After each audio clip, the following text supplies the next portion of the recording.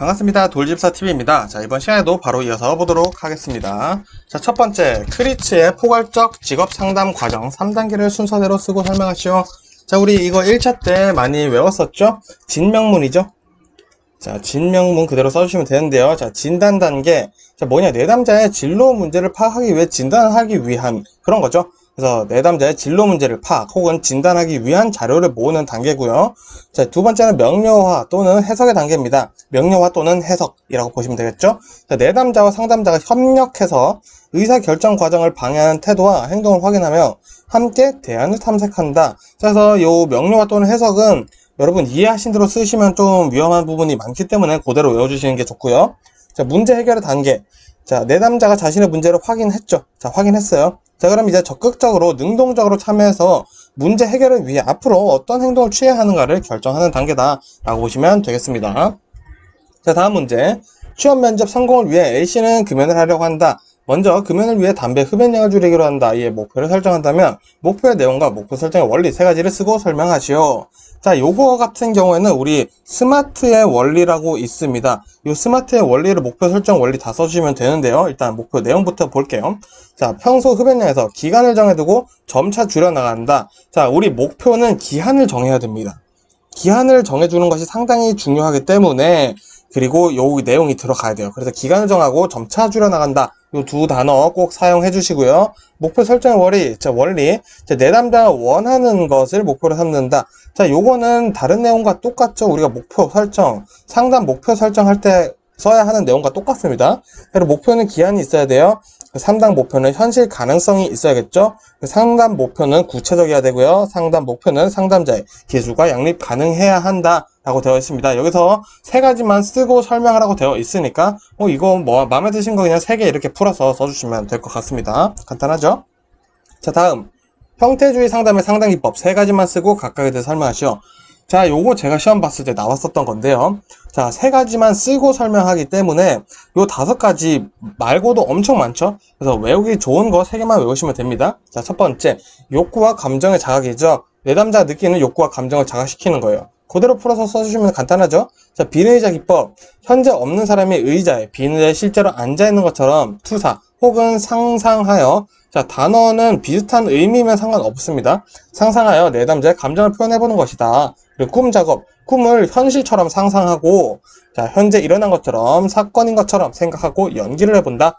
자, 과장하기. 내담자의 행동과 언어를 과장하여 뭐를 욕구와 감정을 명확히 지각하게 하는 것이 목표다. 그리고 신체 자각은 내담자가 현재 느끼는 것을 신체의 감각을 통해 자각시킨다 라고 되어 있는데 이 5가지 뿐만 아니라 알고 계신 거 있으면 충분히 써주셔도 되고요. 3가지 선택해서 외워주시면 되겠습니다. 자, 다음 문제. 기혼 여성의 경제활동 참가에 영향을 주는 요인 6가지를 쓰고 이를 간략히 설명하시오. 자, 요거 반대 문제 있죠? 자, 기혼 여성의 경제활동 참가율이 낮은 이유를 쓰시오. 자, 요런 문제 나올 수 있습니다. 저 6가지 풀어서 써주셔도 똑같습니다. 자, 그러면 한번 볼게요. 자, 먼저 실질 임금률입니다. 자, 간단히 설명할게요. 기혼 여성의 임금이 높으면 참가율도 높겠죠. 배우자 임금 수준, 배우자의 임금이 낮거나 없으면 참가율 높겠죠. 교육 수준이 높을수록 참가율 높겠죠. 자녀의 수와 연령, 자녀가 적고 자녀의 나이가 많으면 경제활동 참가할 여유가 있겠죠. 자, 파트타임 형성. 파트타임 노동시장이 많다면 참가율이 높겠죠. 자, 왜? 우리 일주일에 수입을 목적으로 1시간을 이상 일을 하면은 취업이라고 본다라는 기준이 있죠. 자, 그렇기 때문에 그런 거겠죠. 자, 그리고 6번째, 전반적인 실업률. 사회적인 전반적인 실업률이 낮을수록 취업 기회가 많다고 볼 수 있기 때문에 참가율이 높겠고요. 가계 생산 기술력입니다. 뭐 청소기 이런 것들이 기술이 좋다라는 거죠. 가계 생산 기술력이 좋을수록 참가율은 높다. 해서 요 7가지 머릿속에 담아두시고요. 뭐 기혼 여성의 경제활동 참가율이 낮은 이유를 쓰시오 해도 요 내용 그대로 써주셔도 상관없습니다. 자, 다음 문제. 직업 심리검사의 신뢰도를 추정하는 방법 3가지를 쓰고 설명하시오. 자, 우리 이거 1차에서 많이 외우셨죠? 동형 검사 신뢰도, 반분 신뢰도, 검사 재검사 신뢰도 있고요.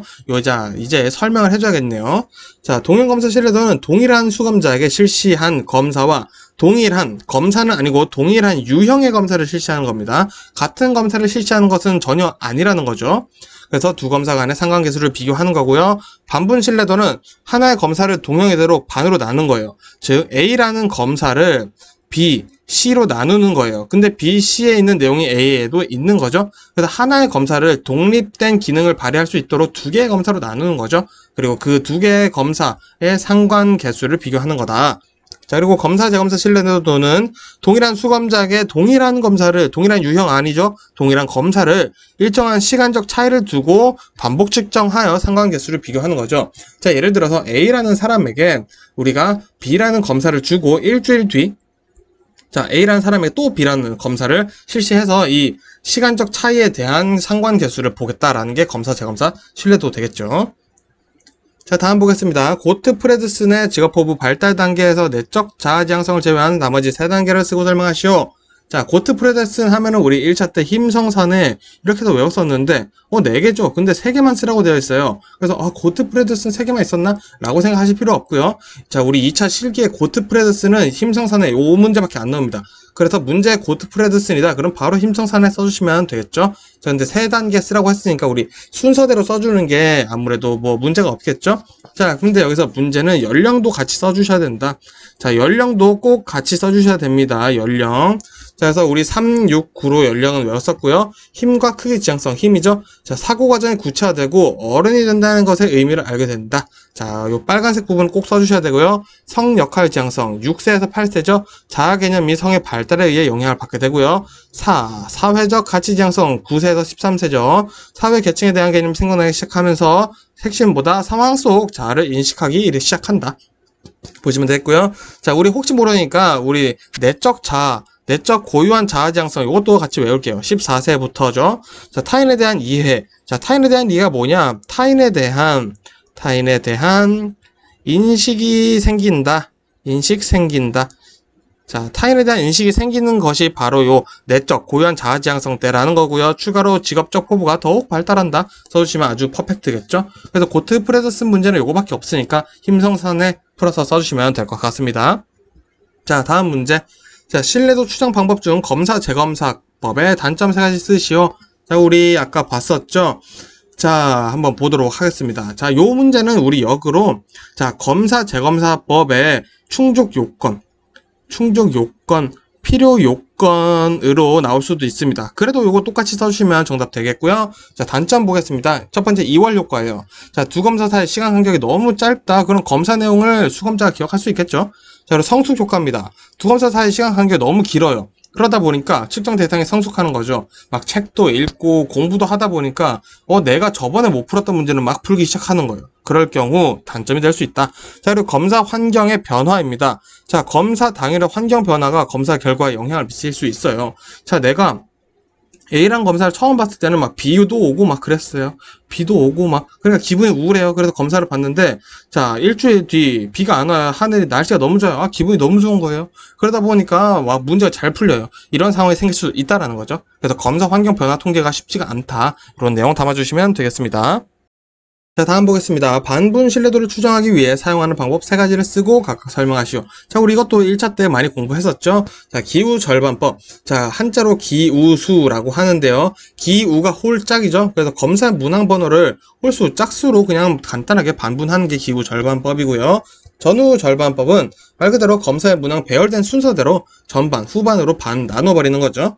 자, 그리고 짝진 임의 배치법이죠. 오타가 좀 있네요. 자, 각 문항들의 통계치에서 가까운 두 문항의 짝을 짓고 그 짝에서 임의로 한 문항을 선택하여 양분을 하는 방법이다. 자, 무슨 말이냐? 자, 이렇게만 보시면 됩니다. 자, 두 문항을 짝을 짓고 무슨 문항? 상관관계가 높은 두 문항을 짝을 짓고 그 짝에서 임의로 한 문항을 선택하여 양분하는 방법이다. 자, 비슷한 내용이 있어요. 1번과 15번이 예를 들어 비슷한 거죠. 그래서 요거를 한 세트로 묶어요. 짝을 만드는 거죠. 자, 거기서 이제 랜덤으로 자, 1번을 선택하거나 15번을 선택하는 문항을 2개 만든다라는 거죠. 자, 그게 바로 짝진 임의 배치법이다 보시면 되겠습니다. 자, 다음 보겠습니다. 직무와 조직에서 스트레스를 받는 주된 원인 3가지를 쓰고 설명하시오. 자, 요거는 뭐 교재마다 다를 수 있는데요. 저 같은 경우에는 자, 과제 특성, 직무 역할, 산업, 조직 문화 풍토 이렇게 정리했습니다. 자, 과제 특성은 우리가 복잡하거나 단순 반복적인 과제인 경우 스트레스 받는다. 이렇게 짧게 쓰면 될 것 같고요. 자, 직무 역할은 역할 모호, 그리고 역할 갈등이 있는 경우 스트레스를 받는다. 쓰면 되고요. 자, 산업, 조직, 문화 풍토. 자, 우리 조직의 문화가 있겠죠. 그리고 내 자신만의 문화가 습성이 있다라는 거죠. 그것들이 차이가 있으면 스트레스를 받는다. 라고 써주시면 되겠습니다. 자, 요거 정도는 우리가 과제 특성, 직무 역할, 산업, 조직, 문화, 풍토 그대로 써주시고요. 간단하게 설명 써주시면 되니까 이해한 대로 설명을 해주셔도 정답이 되겠습니다. 자, 마지막 보겠습니다. 직무 스트레스 조절변인 3가지를 쓰고 설명하시오입니다. 자, 우리 이것도 1차 때 많이 나왔었죠? 자, 먼저 성격 유형입니다. A, B 성격 유형 안 쓰셔도 되고요. 성격 유형이죠. 자, A형은 공격적이고 경쟁을 추구하여 스트레스에 더 쉽게 노출되고, B 유형은 여유를 추구하며 성격이 낮아 스트레스에 노출이 적다. 인데 더 간단하게 쓰면은요, A 유형보다 B 유형이 스트레스를 덜 받는다. 자, 덜 받는다. 이렇게 써주세요. 맞는 말이거든요. 그래서 요거는 먼저 간단하게 외우실 분들은 제가 방금 말씀드린 것들을 외우는데, 혹시 모를 상황을 대비한다면은 이제 구체적으로 좀 써주시는 연습하시면 좋겠고요. 자, 두 번째는 통제 위치입니다. 자, 직무의 성패를 외부 요인으로 보는 외적 통제자. 그러니까 뭔가 잘못되면은 남 탓으로 돌리는 거죠. 그리고 직무의 성패를 내부 요인, 내 자신에게서 찾는 이 내적 통제자가 더 스트레스에서 덜 받는다라는 거죠. 자, 이것도 우리 성격 유형 똑같아요. 외적 통제자가 내적 통제자보다 스트레스를 더 받는다. 이렇게 써주셔도 된다라는 겁니다. 자, 그리고 세 번째 사회적 지원이죠. 자, 직장 동료, 상사나 가족, 지인 등의 지원으로 통해 정신적, 신체적 안정감을 얻으면서 스트레스 조절을 할 수 있다. 라고 보시면 되겠습니다. 자, 말씀드린 것처럼 좀 간단하게 써주셔도 되지만 절대 바꾸면 안 되는 거는 성격 유형, 통제 위치, 사회적 지원. 요 단답형 기준으로 쓸 수 있는 내용들은 절대 이해한 대로 쓰시면 안 되고 그대로 써주셔야 된다는 거 알아주셨으면 좋겠고요. 이번 영상은 여기서 마무리하고 전 또 다음 영상으로 인사드리겠습니다. 고생 많으셨습니다. 반갑습니다. 돌집사TV입니다. 자, 이번 시간에도 바로 이어서 보도록 하겠습니다. 자, 첫 번째, 실존주의 상담에서 내담자의 자기 인식 능력 향상을 위한 치료 원리 4가지를 설명하시오. 혹은 실존주의 상담의 4가지 관심 분야라고 볼 수 있죠. 자, 그러면 우리 실존주의 이런 문제 나오면은 죽자 고무 그대로 써주시면 됩니다. 자, 죽음이죠. 내담자가 죽음을 인지함으로써 좀 더 이런 내담자의 죽음이라는 것을 자각하게 함으로써 삶이 유한하구나, 이 유한상에 대해서 깨달아서 좀 더 실존적으로 살 수 있게 해준다라는 거죠. 자, 그리고 자유와 책임입니다. 삶에 대한 자유와 그 자유에 대한 책임을 자각하도록 한다. 자, 그리고 고립. 자, 사람은 홀로 와서 홀로 떠나죠. 내담자 자신의 인간관계 양식을 점검하도록 한다. 그리고 무의미입니다. 내담자가 삶의 의미를 발견하고 창조하도록 돕는다. 라고 써주시면 되겠죠. 자, 다음 문제입니다. 백의 인지적 상담에서 인지적 오류 3가지를 제시하고 간략히 설명하시오. 자, 우리 그래도 5가지 정도는 외워두시는 게 좋을 것 같습니다. 그래서 흑일 개추론이라고 해서 5가지 외워두시고요. 먼저 흑백 논리죠. 흑백 논리는 판단 과정을 이분법 2가지로 나눠보는 오류죠. 그리고 과도한 일반화는 한두 가지로 일반화하여 여러 상황에 전체에 적용을 하는 오류고요. 개인화는 자신과 관련 없는 상황임에도 불구하고 자신과 관련시키는 오류고요. 선택적 추상은요, 중요한 상황 대신 부분적인 상황만 기초로 하여 전체를 보는 오류라고 볼 수 있겠습니다. 그리고 임의적 추론은 결론에 대한 증거나 논리가 없음에도 임의적으로 결론을 내리는 오류다 라고 백이 얘기했다 라고 보시면 되겠고요. 백에 관련된 문제는 요거밖에 없으니까 백 하면 바로 요거 써주시면 되겠죠. 자, 다음 문제. 스트롱 직업 흥미 검사의 척도 3가지를 쓰고 설명하시오입니다. 자, 우리 3가지가 있죠. GOT, BIS, 그리고 PSS가 있는데, 자, 먼저 고트입니다. 고트. 자, 일반 직업 분류죠. 흥미 영역에 대한 정보를 제공하며 홀랜드의 6가지 유형으로 나뉘어 있다. 간단히 써주시면 되고요. BIS, 기본 흥미 척도죠. 자, 이거 한국어 같이 써주셔야겠죠. 자, 간단하게 GOT의 하위 척도 25개 항목으로 구성되어 6가지 유형에 대한 구체적인 정보를 얻을 수 있다. 이 정도 써주시면 되고요. 자, PSS, PSS. 자, 개인 특성 척도입니다. 일상생활과 일의 세계에 대한 광범위한 특성을 측정하는 것. 자, 여기까지만 써주셔도 되고요. 밑에 써주실 분들은 뭐 추가로 써주셔도 되는데 굳이 안 써주셔도 됩니다. 자, 다음 문제. 심리검사의 유형 중 투사적 검사의 장단점 3가지씩 쓰고 설명하시오 되어 있네요. 자, 우리 투사적 검사 장점 먼저 보겠습니다. 반응의 다양성이에요. 자, 반응이 굉장히 다양하게 나올 수 있습니다. 그래서 다양하고 독특한 개인의 반응을 통해 개인을 더 잘 이해할 수 있다는 거죠. 그리고 방어의 무력화예요. 자, 정확히 검사가 어떤 것을 의미하는지 모르기 때문에 수검자는 검사에 대한 방어적 반응을 무력화할 수 있다는 거죠. 그리고 반응의 풍부함입니다. 자, 다양한 표현을 유도하여 내 수검자의 무의식적인 내용을 이끌어낼 수 있다는 장점이 있습니다. 자, 그럼 단점 뭐냐? 자, 검사의 신뢰도와 타당도가 부족한 편이에요. 그리고 검사자나 상황 변인이 검사 반응에 영향을 미친다. 그리고 검사의 채석과 해석에 전문성이 요구된다. 라고 써주시면 되겠습니다. 자, 다음 보겠습니다. 로저스의 인간 중심 상담의 철학적 과정 5가지를 쓰시오. 자, 되어 있습니다. 자, 요거 같은 경우는 도식하실 때 가성선결주. 자, 가성선결주해서 외워주시면 좋고요. 자, 먼저 인간은 가치를 지닌 유일한 존재이다. 자, 인간은 성장력을 지닌 존재이다. 그리고 인간은 선하고 이성적이며 믿을 수 있는 존재이다. 자, 인간은 결정을 내릴 권리와 미래를 선택할 권리를 가진 존재이다. 두 개 다 써주셔야 되고요. 자, 그리고 주입니다. 인간을 알기 위해서는 개인의 주관적 생활에 초점을 맞춘다. 그래서 요 핵심 단어 가성선결주 외워서 풀어서 써주시면 되겠죠. 자, 다음 보겠습니다. 심리검사에는 선다형이나 아니오 등 객관적 형태의 자기보고형 검사가 가장 많이 사용된다. 이러한 검사가 가지는 장점 5가지를 쓰시오. 되어 있습니다. 자, 간단하게 보겠습니다. 검사 해석이 쉽고요.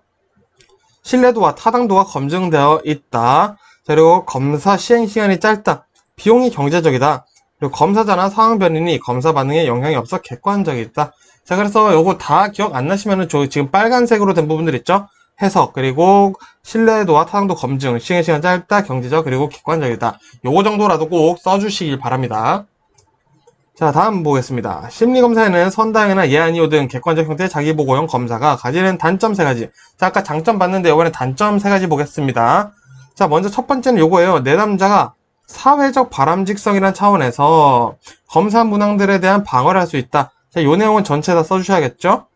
자, 두 번째. 개인이 응답하는 방식에 부정 또는 긍정적 응답과 같은 일정한 흐름이 있을 수 있는데 이러한 반응 경향성에 의해 반응이 오염될 수 있다. 자, 요거 앞에 너무 기시다 싶으면은 반응 경향성에 의해 반응이 오염될 수 있다. 요거만큼은 꼭 써주시길 바라고요. 세 번째, 문항의 응답이 제한적이어서 무의식적인 요인을 표현하는데 한계가 있을 수 있다. 자, 혹은 수검자가 자신을 표현하는데 한계가 있을 수 있다.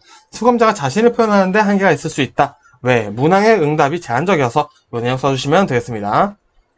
자, 다음 보겠습니다. 동일한 근로시간에 대하여 탄광 근로자는 월 200만원을 받고 봉제공은 월 100만원을 받는다. 이 두 직종 간의 임금격차가 발생하는 원인을 설명하는 것으로 보상적 임금격차가 있다. 보상적 임금격차의 개념 및 보상적 임금격차가 발생하는 요인을 통해 두 근로자의 임금격차를 설명하시오 되어 있습니다. 자, 하나씩 써주시면 되겠죠. 자, 먼저 보상적 임금격차 개념 보겠습니다. 자, 어떤 특정 직종의 불리한 점을 임금으로 보상해줌으로써 다른 직업과 균등한 상태로 유지시켜주는 것이다. 즉, 보시면 탄광근로자는 200만원 받고 봉제공은 100만원 받죠. 왜? 탄광근로자가 더 위험하다라고 우리는 생각해 볼 수가 있죠. 자, 그럼 이거 발생하는 요인 5가지 구체적으로 보겠습니다. 고작 교책성이라고 외워주시면 되고요. 자, 고용의 안정성입니다. 고용이 불안정하다면 실업으로 인한 소득 상실을 보상해주는 거고요. 작업의 쾌적성입니다. 작업이 쾌적하지 않고 위험한 불이익을 금전으로 보상해준다. 그리고 교육 및 훈련 비용이죠. 취업을 하기 위해 필요한 교육 및 훈련 비용이 높다면 보다 높은 임금이 측정될 거고요. 책임의 정도, 책임이 따른 직업이라면 책임에 맞는 임금을 지불하겠죠. 자, 이런 거는 뭐 변호사 이런 거 떠올려 주시면 되겠습니다. 그리고 성패 가능성이에요. 불확실한 장래를 가진 직업이라면 높은 임금을 지불하게 된다. 그래서 이 보상적 임금 격차는 고작 교책성으로 발생한다. 보시면 되겠죠. 자, 그러면 두 근로자의 임금 격차 설명 한번 해보겠습니다. 자, 우리 아까 봤었던 고작 교책성 있죠? 자, 요거 5가지 내용 다 넣어주시면 돼요. 자, 탄광 근로자는 봉제공보다 고용이 불안정하며 쾌적하지 못한 작업 환경과 위험한 환경 속에서 작업을 하고 있다. 또한 교육 및 훈련 비용이 더 많이 든다. 그래서 책임의 정도도 크며 미래에 대한 불확실성이 크기 때문에 더 높은 임금을 받는 것이 옳다. 라고 그냥 넣어서 풀어서 써주시면 간단합니다. 자, 다음 보겠습니다. 노동시장에서 임금 격차를 발생시키는 경쟁적 요인 5가지를 쓰시오. 자, 3가지에서 5가지 쓰라고 나올 수 있는데 5가지 나올 수 있으니까 우리 5가지 외우는 게 좋겠죠? 자, 요거 같은 경우에는 우리 도식할 때 인보시효질이라고 외우겠습니다. 자, 노동 생산성. 자, 노동자의 생산성 격차죠. 근데 뭐? 인적 자본 투자로 인한 노동자의 생산성 격차입니다. 자, 요거 쓰시오니까 설명은 굳이 안 써주셔도 되겠지만 볼게요. 자, 경쟁적 노동시장에서 임금은 노동의 생산성을 반영하므로 인적 자본 투자 차이로 인해 생산성 기여가 차이 있다면 임금 격차가 발생한다 라고 보시면 되겠고요. 자, 그리고 보상적 임금 격차 방금 봤었죠? 고작, 교책, 성 등 근무 여건의 차이에서 오는 합리, 불합리를 반영하여 결정하는 임금 격차다. 그리고 시장의 단기적 불균형입니다. 노동 공급의 비탄력성으로 특정 직종에서 노동 수요가 증가해도 짧은 기간에 단기에 노동 공급이 증가하지는 않겠죠. 그래서 임금이 상승하더라도 단기적으로는 임금 격차가 발생하게 된다라는 거고요. 자, 효입니다. 효율 임금 정책이죠. 자, 우리는 이 대기업에서 쓴다고 많이 알고 계십니다. 자, 높은 임금이 높은 생산성을 가져온다는 거죠. 그래서 기업의 생산성을 올리기 위해 높은 임금을 지불할 경우 임금 격차 발생할 거고요. 자, 그리고 질적 차이로 인한 생산성 격차입니다. 자, 같은 인적 자본을 투자를 했어요. 그래도 노동자의 그 자질, 노동자의 그 뭔가 일머리, 잔머리 이런 것들에 따라서 생산성의 차이가 난다라는 얘기입니다. 그래서 임금 격차가 발생할 수 있다라고 보시면 되겠습니다. 자, 이렇게 해서 이번 영상 여기서 마무리하고요. 전 또 다음 영상으로 인사드리겠습니다. 고생 많으셨습니다. 반갑습니다. 돌집사TV입니다. 자, 이번 시간에도 바로 이어서 보도록 하겠습니다. 먼저 첫 번째, 홀랜드 직업 흥미 검사의 6가지 유형을 쓰고 각각에 대해 설명하시오 되어 있습니다. 자, 우리 1차 때 너무 많이 봤던 내용이라서 잘 외우고 계시겠죠? 리아색이죠? 자, 리아색 써주시면 되고요. 보겠습니다. 자, 먼저 R, 현실형이죠. 기계, 도구, 동물에 관한 체계적이고 조직된 활동과 현장 활동을 좋아하나 사회성이 부족하다. 자, 뭘 좋아하는지 그리고 단점 이렇게 써주시면 되겠죠? 자, 탐구형은 호기심이 많고 과학적 탐구 활동을 선호하나 리더십이 부족하다. 예술형은 창의적이고 감성이 풍부하나 개발적이나 반복적, 틀에 박힌 일을 피하며 규범적인 모습이 부족하다. 자, 사회형, 친절, 봉사, 이해심이 많아 타인을 돕는 것을 즐기나 탐구적, 기계적 능력이 부족하다. 진취형, 리더십이 있고 외향적이나 체계적, 과학적 활동에 약한 모습을 보인다. 자, 관습형, 자료 정리와 수능을 잘하며 책임감이 강하나 변화와 융통성에 취약한 모습을 보인다 되어 있고요. 자, 우리 1차 때는 여기 관련된 직업들 많이 같이 외우셨죠? 자, 근데 2차 실기 때는 관련 직업을 써주시는 게 뭐 배점과는 전혀 상관없기 때문에 꼭 설명을 써주시기 바랍니다. 자, 다음 보겠습니다. 홀랜드의 육각형 모델과 관련한 해석 차원 중 일관성, 병발성, 정체성에 대해 설명하시오 혹은 관련된 해석 차원 5가지를 설명하시오 나올 수도 있습니다. 자, 그래서 우리 도식할게요. 자, 1변, 정, 1개 해서 외우겠습니다. 1변, 정, 1개. 자, 일관성이죠. 자, 간단하게 말씀드릴게요. 6가지 흥미 유형 중 공통점, 유사성을 가지는 유형은 일관성이고요. 변별성은 예를 들어서 설명해 볼게요. 특정 유형의 점수가 높은 경우 변별성이 높다고 볼 수 있다. 이렇게 써주셔도 되고요. 정체성은 2가지죠. 개인에게는 목표, 흥미, 재능에 대한 청사진을 말하며 환경에게는 투명성, 안정성, 목표, 보상의 통합을 말한다. 2개 써주셔야 되고요. 일치성은 개인과 환경이 부합되는 정도, 계측성은 유형들 간의 거리는 유형별 사이의 관계에 반비를 한다. 즉, 거리가 멀수록 서로 연관성이 없다라는 얘기죠. 자, 다음 보겠습니다. 심리검사에서 신뢰도에 영향을 주는 4가지만 쓰고 간략하게 설명하시오 되어 있습니다. 자, 쓰고 설명하시오죠. 그래서 우리 이거는 개신문반난 해서 외워주시면 되고요. 4가지 선택해서 외워주시면 됩니다. 자, 먼저 개인차. 간단하죠? 사람마다 다르다는 거죠. 신뢰도에 쓰는 개인차가 클수록 커진다. 자, 신뢰도 측정 방법에 따라 달라질 수 있겠죠. 그리고 문항수가 증가할수록 높아지나 정비례하는 것은 아니다. 꼭 써주시고요. 문항 반응수가 적정한 크기를 유지해야 커지고요. 문항의 난이도가 너무 높거나 낮은 경우 신뢰도가 낮아질 수 있다. 보고 선택해서 4개 외워주시면 되겠죠.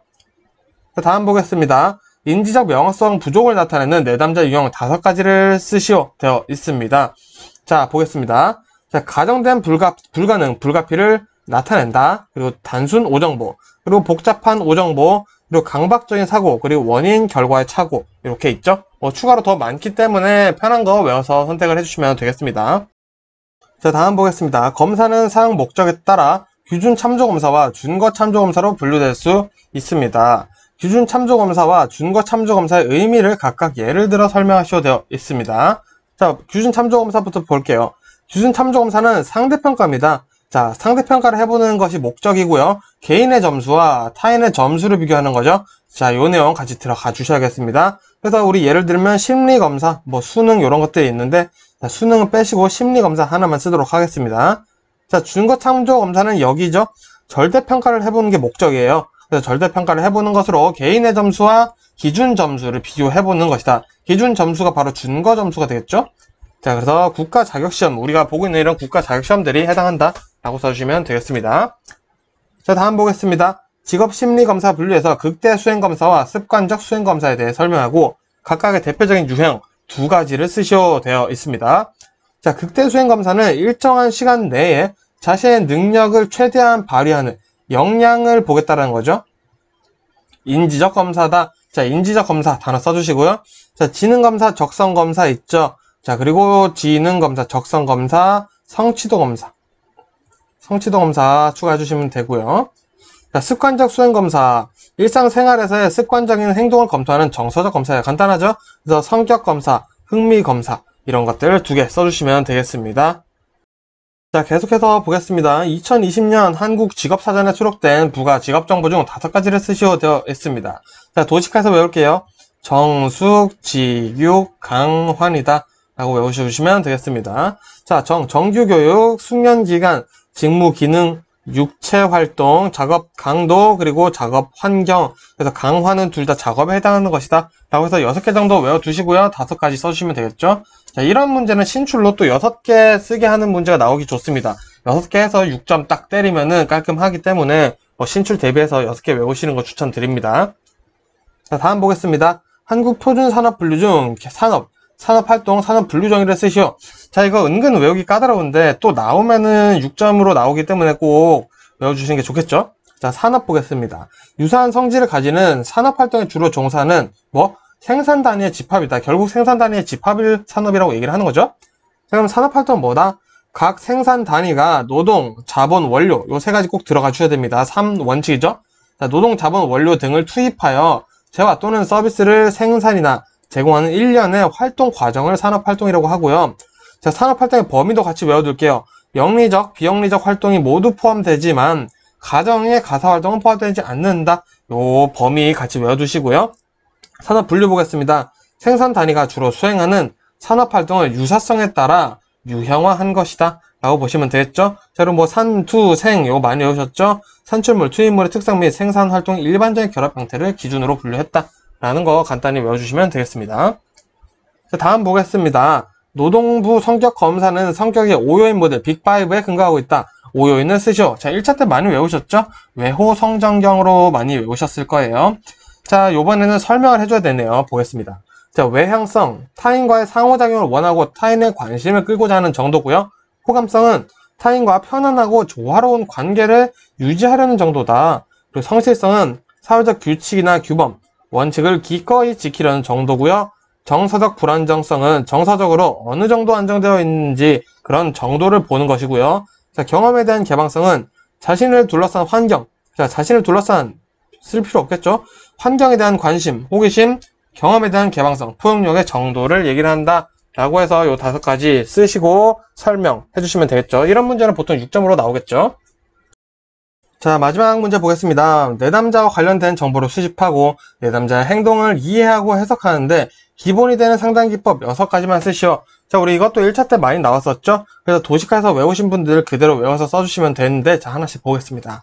자, 가정 사용하기 있고요. 전이된 오류 정정하기, 저항감체 인식하기, 의미 있는 질문 던지기, 왜곡된 사고 확인하기, 근거 없는 믿음 확인하기, 그리고 반성회장 마련하기, 분류 및 재구성하기 등등이 있겠죠? 자, 이 중에 6개 우리 도식화해서 1차 공부하시면서 많이 외우셨을 거니까 아마 쉽게 외워질 거라 생각 듭니다. 자, 그래서 이번 영상은 여기까지 마무리하고요. 저는 또 다음 영상으로 인사드리겠습니다. 고생 많으셨습니다.